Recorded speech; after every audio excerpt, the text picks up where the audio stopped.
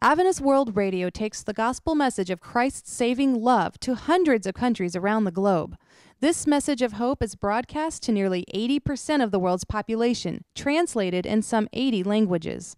Satellite, AM, FM, shortwave, podcasting, internet. Matter of fact, in China, we're baptizing people virtually via the internet. So God's being tremendous in the ways that He's allowing us through radio to reach the world's population base.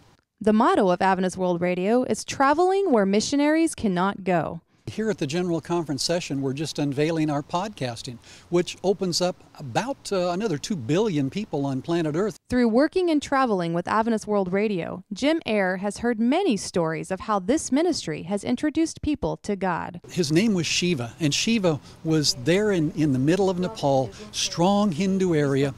And Shiva actually is the destroyer god, and he was named after that god. But he said, you know, in my life I had no peace. And one day he said, I found Jesus, but he said, the persecution was so strong. He said, I just couldn't follow it. He said, I just couldn't do it. Went back to becoming a Hindu. But he said, there was just no happiness in my life. One day he said, I was tuning to the BBC News and I came across the program and I found Jesus.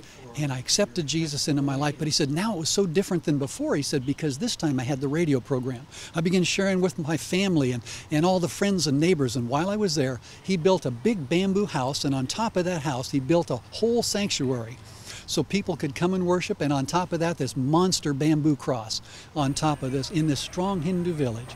And he said, now, he said, it's wonderful. I have so many people that come every week to church. He said, we actually have to chase the children out now downstairs so we can have room to worship.